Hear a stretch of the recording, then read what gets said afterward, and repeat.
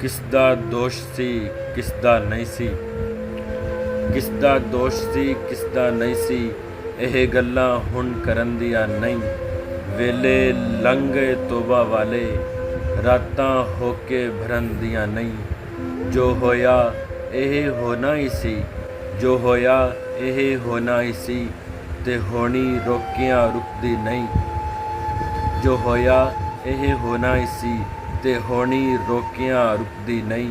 ਇੱਕ ਵਾਰੀ ਜਦੋਂ ਸ਼ੁਰੂ ਹੋ ਜਾਵੇ, ਇੱਕ ਵਾਰੀ ਜਦੋਂ ਸ਼ੁਰੂ ਹੋ ਜਾਵੇ, ਗੱਲ ਫਿਰ ਐਵੇਂ ਮੁੱਕਦੀ ਨਹੀਂ। ਕੁਝ ਉਂਝ ਵੀ ਰਾਵਾਂ ਔਖੀਆਂ ਸਨ, ਕੁਝ ਗੱਲ ਵਿੱਚ ਗਮ ਦਾ ਤੋਕ ਵੀ ਸੀ। ਕੁਝ ਉਂਝ ਵੀ ਰਾਵਾਂ ਔਖੀਆਂ ਸਨ, ਕੁਝ ਗੱਲ ਵਿੱਚ ਗਮ ਦਾ ਤੋਕ ਵੀ ਸੀ। ਕੁਝ ਸ਼ਹਿਰ ਦੇ ਲੋਕ ਵੀ ਜ਼ਾਲਮ ਸਨ, ਕੁਝ ਮੈਨੂੰ ਮਰਨ ਦਾ ਸ਼ੌਕ ਵੀ ਸੀ।